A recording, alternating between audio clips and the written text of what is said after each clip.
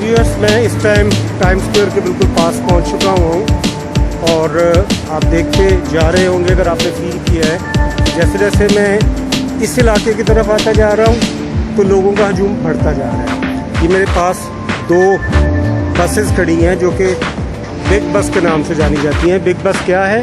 ये आपसे स्टेट की तरफ से बसें चलाई जाती हैं जो कि चार्ज करती हैं और आपको टूर देती हैं टू अराउंड द मैनहट्टन और फेमस प्लेसेस पे। एक बहुत खूबसूरत बिल्डिंग बार्कलेज बैंक है, इसकी बिल्डिंग्स में उन्होंने बहुत खूबसूरत किस्म के ये इलेक्ट्रॉनिक किस्म की लाइटिंग वगैरह की हुई है। तो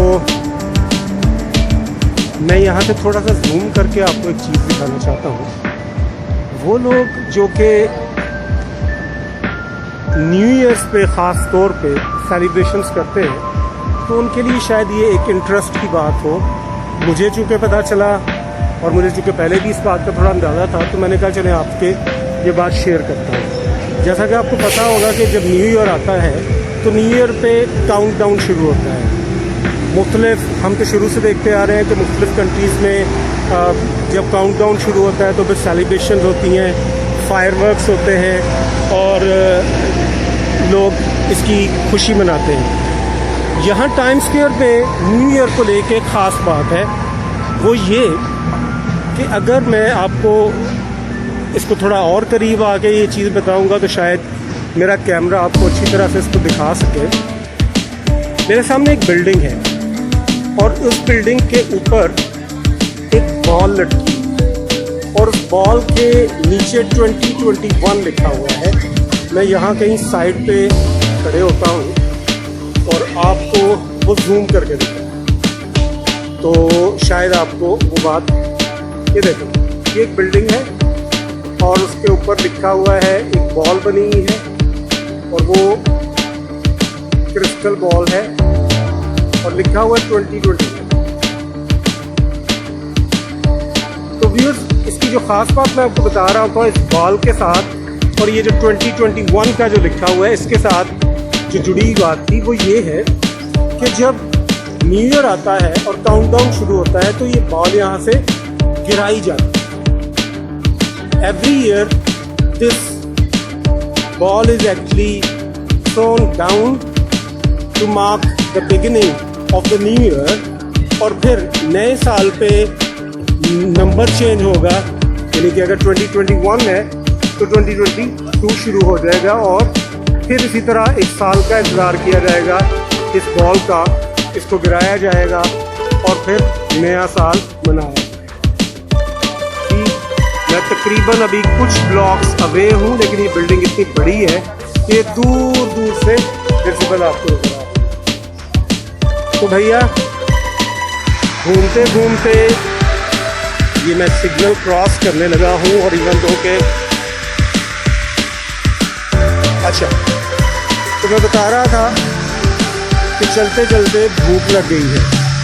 तो अभी मैं यहाँ ढूंढूंगा कि कहीं मुझे कोई ऐसा रेस्टोरेंट मिल जाए जो कि हलाल खाना दे दे, हलाल बर्गर।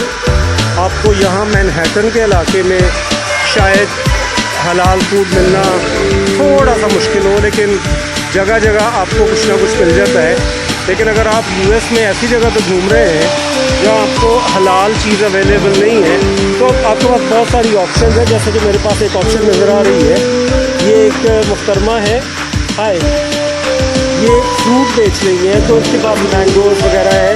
तो अगर मुझे कहीं से वो ना मिला तो ऑब्वियसली मैं उसकी तरफ ही जाऊँगा।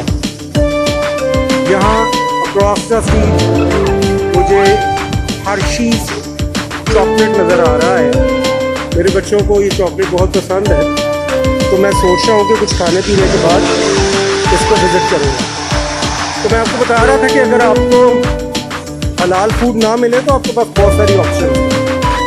आप चीज़ बर्गर, चीज़ पिज़्ज़ा खा सकते हैं और अगर नहीं तो आप इस तरह अक्रॉस द स्ट्रीट अगर आप देखेंगे तो आपको इस तरह के बहुत से कार्ट्स नज़र आ जाएंगी जिनके ऊपर आपको ये साइन नज़र आएगा, हलाल। और अगर आपको जहाँ भी ये हलाल साइन नज़र आए तो दैट मीन्स कि आप वहाँ से खाना खा सकते हैं।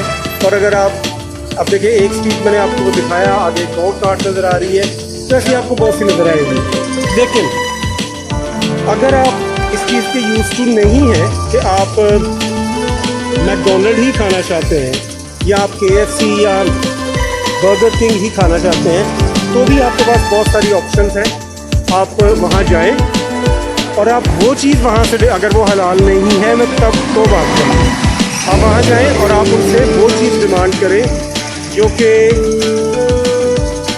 जिसके अंदर मीट ना हो। क्योंकि यहाँ जो चिकन आपको मिलेगा, ज़्यादातर की बात करूँ, जहाँ आपको जो चिकन मिलेगा वो ऑब्वियसली वो चिकन होगा। लोग कहते हैं वो तो चिकन है, लेकिन जो असल चीज़ उसके अंदर अटैच्ड है कि ये वो चिकन हलाल तरीके से नहीं उसको स्लॉटर किया जाता। ये वो तमाम भाई जो कि आउट ऑफ कंट्री है उन्हें पता होगा कि यहाँ उसकी वो सिंपली स्लॉटरिंग होती है, तो शायद वो अक्सर लोग खा लेते हैं।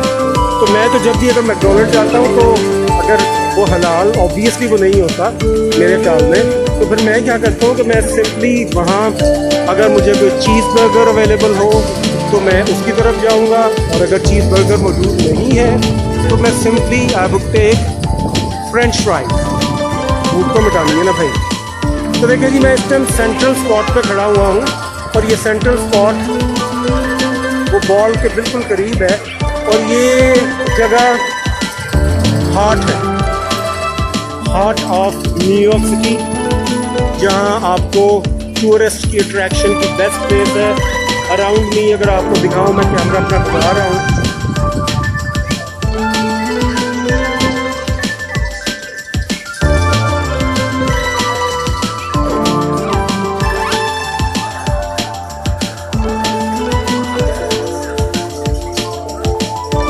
अभी तकरीबन 4 बज रहे हैं, 4-4:30 बज रहे हैं शाम के, और अभी यहाँ रश होना शुरू हुआ है।